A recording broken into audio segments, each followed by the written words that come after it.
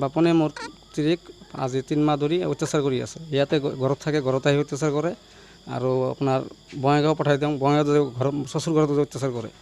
অত্যাচাৰ কৰাৰ পিছতে মোক আৰু কয় যে তোৰ তিৰি বেলেগৰ লগত লাইন মাৰে।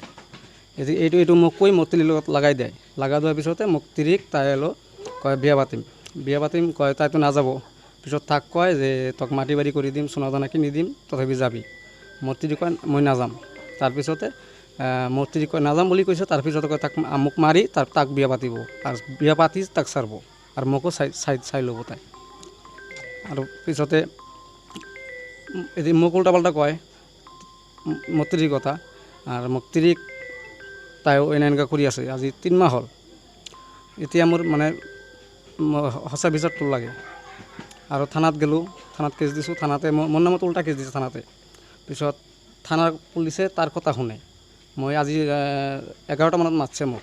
মাতাৰ পিছতে মই গৈছোঁ। যোৱাৰ পিছতে 2 ঘণ্টা মোক ৰ'দত বহাই ৰাখিছে। মোৰ তিৰিক, মোৰ বেটিক, মোক 2 ঘণ্টা বহাই ৰাখিছে। বহাই ৰখাৰ পিছতে মই তিৰিক পঠাইছোঁ তাতে। পঠোৱাৰ পিছতে তাই কৈ আছে এতিয়া বাপন নাহে, বাপনৰ ঘৰত গাড়ী নাই, বাপন আহিব নোৱাৰিব, 5:30 মানত আহিবি। তাই পুলিচ কি বাপনৰ কথা শুনিব না পুলিচৰ কথা বাপন শুনিব লাগিব? পুলিচত তাতে যাই মোৰ কাম নহ'ল, সেইকাৰণে আপোনালোকে কামটো কৰি দিব লাগে।